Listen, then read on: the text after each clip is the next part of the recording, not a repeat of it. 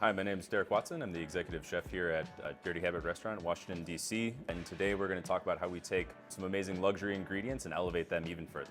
So the thing that we're going to talk about today is dry aging, and specifically dry aging fish. This is a technique that I've been working with for the past several years. And today we're going to talk about this fish specifically, which is hiramasa. So this is one of my favorite fishes this time of year. Coming into the spring season, this fish is beautifully fatty, not too big, so that it still has a good quality yield and a very nice firm texture to the meat.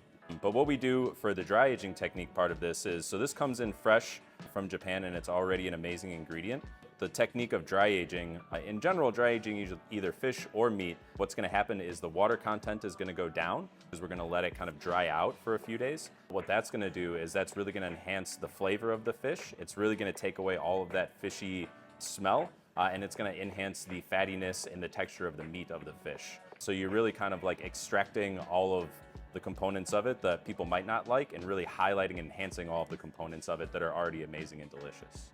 Visually, the biggest difference between the fresh product that we just got in and the dry aged product here is going to be the skin. So we leave the skin on for the dry aging process. And this fish we only dry age for about 3 to 4 days, but it really depends upon the fat content, so that changes all the time. But this fresh, the color is bright. It's definitely a little wet. And then when it's dried here, the color becomes a little bit dull.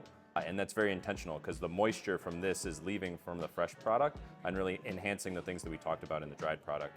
And the kind of best example of that is here on the back end. You can see the fish, the flesh of the fish here is very firm. It's still very tender. It's unctuous and meaty. And then on the fresh one, you can tell it's a little bit more loose. It still looks here where the fat is already starting to melt a little bit from inside of the fish, where all of that is staying inside of the dry aged meat.